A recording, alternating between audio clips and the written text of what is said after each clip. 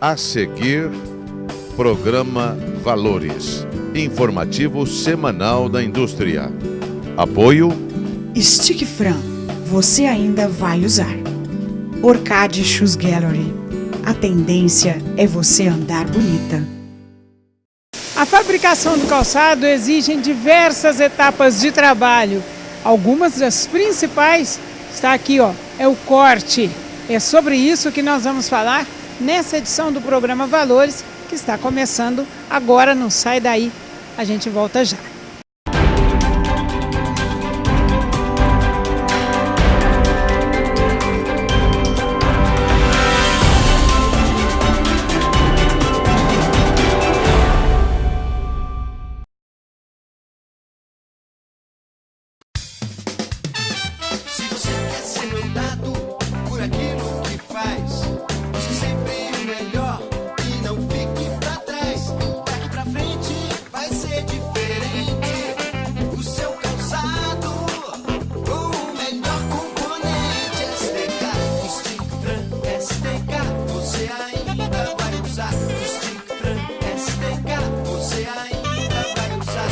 Franca, Jaú, Birigui e Novo Hamburgo.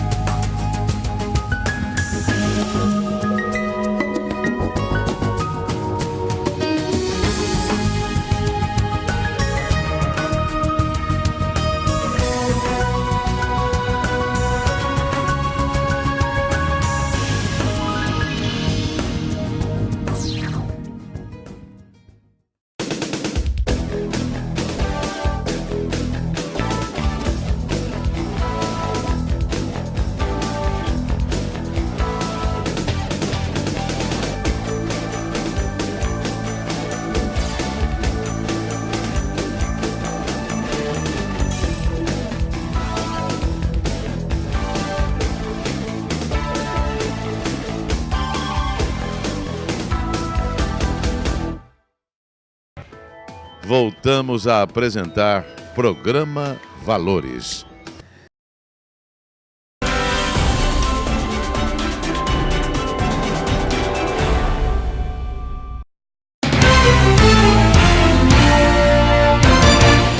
O bife brasileiro vendido no exterior rende aproximadamente $1,5 bilhão por ano, colocando o país à frente de competidores poderosos no cenário mundial, como a Austrália e Estados Unidos.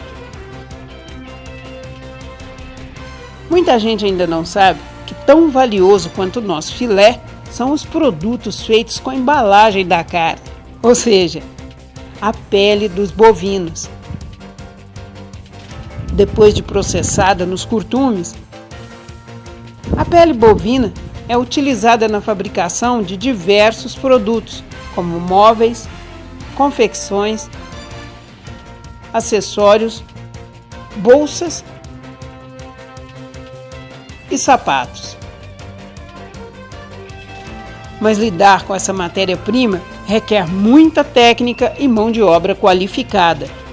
Na produção de calçados, por exemplo, o corte do couro é determinante na qualidade do produto.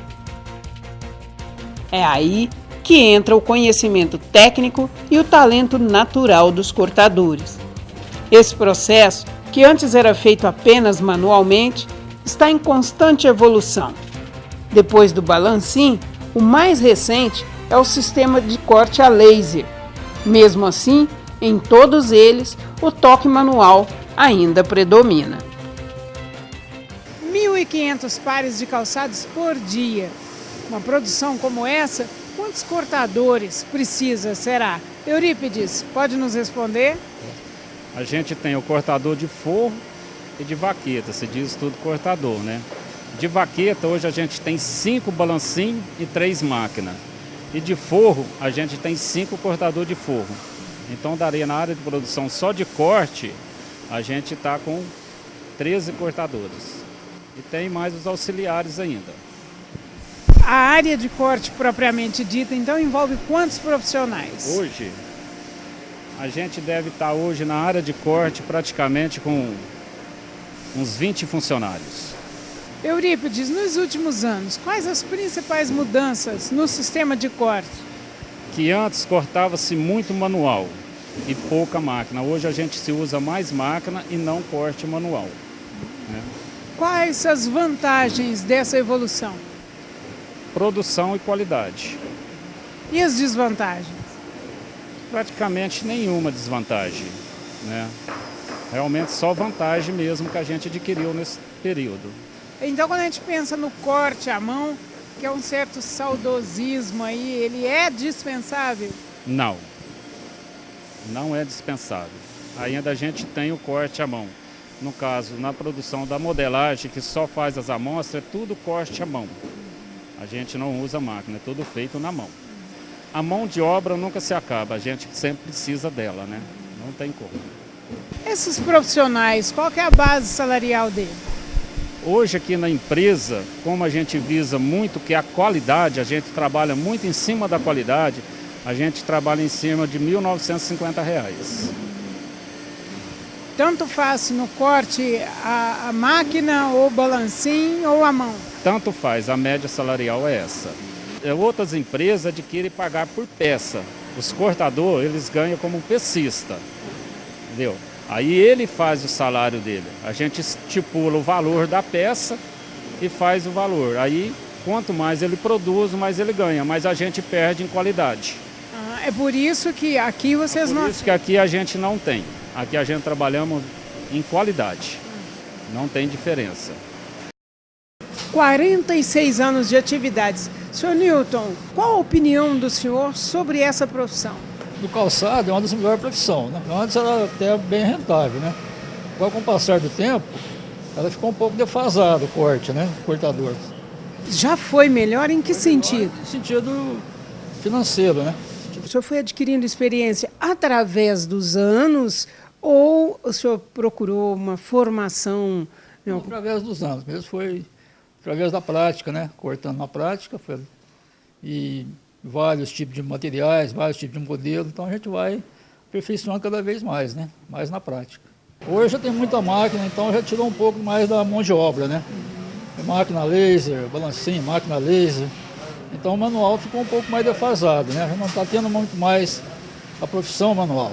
O senhor continua cortando à mão, não quis aprender o corte no balancim? Corto balancim também, sou cortador balancim, né? E prefiro mais manual, né?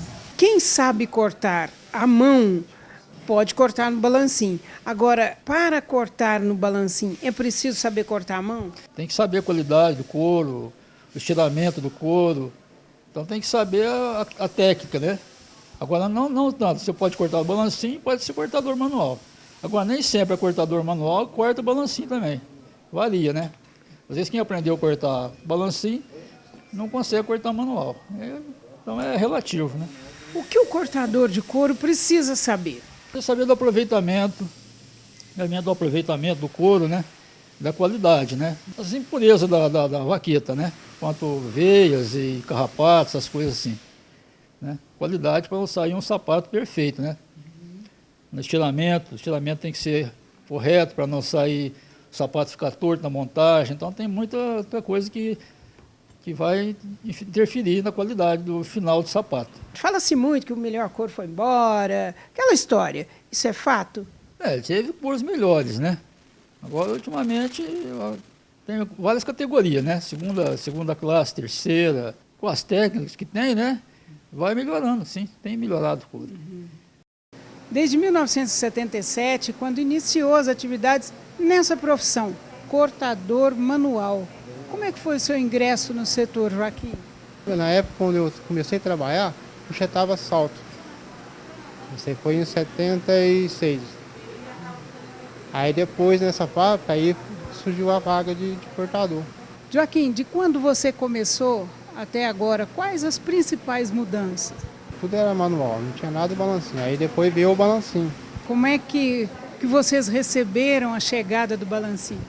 O povo ficou meio assustado, né? Porque falou, a gente vai perder o emprego, né? Porque chegou o balancinho, já está cortando mais 3 vezes a mais que a gente, ou 4. E aí a produção nossa vai acabar. Então nós vamos ter que achar um meio de aprender também a trabalhar no balancinho. foi mudando, e agora a gente também foi ter que trabalhar na máquina também. Que agora hoje também, como faz, manual, ou balancinho, ou máquina. E assim nós estamos cada vez no mercado. Você continua cortando a mão? Curtindo porque eu só mexo com desenvolvimento, que é a minha parte, é uma área que eu gosto, né? É desenvolver, é mexer com amostra. Eu não gosto muito de produção, eu gosto mais de mexer com amostra. Por que a produção da amostra, Joaquim, é preferencialmente feita com o corte à mão? É porque quando cria o modelo, não sabe se vai dar certo o modelo ainda. Não tem como fazer uma faca direto, porque aí dá perca, né? Aí corta o manual. O manual é um papel normal. Não deu certo, pode mexer com ele, tá? Agora com faca, ele vai ter que fazer outra faca, aí é outro custo. O que torna uma pessoa um bom profissional, um bom cortador manual? Primeiramente, ele tem que gostar da profissão. Primeiramente. Aí depois, olhar, conhecer o couro, ter qualidade, cortar sempre o esticamento do couro, da peça. Se o couro dá para cortar aquela peça ou não, para ele ter a qualidade do serviço dele. Por exemplo, aqui é o lombo, que é onde corta as peças, que é a frente do sapato. A peça que é o lombo no lugar melhor. E aqui, ó, já parte da barriga. Então, essa parte da barriga, geralmente a gente corta cano, taloneira, a parte de atrás do. Aí isso se torna um cortador de qualidade.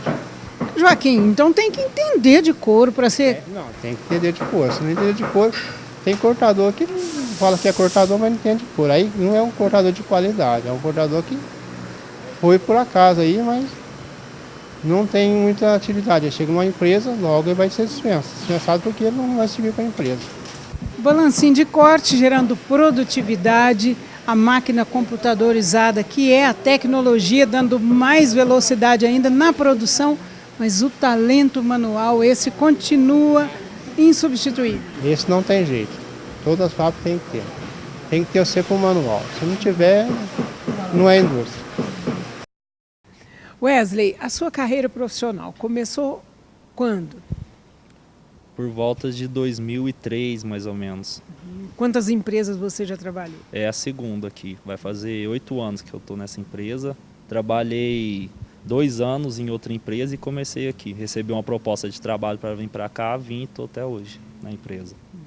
Por que o corte no balancinho? Quando eu aprendi essa profissão, eu aprendi a cortar manual, cortar no balancinho, e hoje com o desenvolvimento tem a máquina também de corte a laser. Na verdade é um corte vibratório, não é laser, mas eu aprendi a trabalhar lá também por escolha. Eu prefiro trabalhar aqui entre os 3 cortes que tem manual, no balancinho e lá na máquina eu prefiro esse. Por quê? Porque aqui você que domina o seu serviço. Corte manual também, eu não me dei muito bem com ele, não gosto muito. Para mim, eu prefiro o balancinho por causa disso. É você e sua máquina só.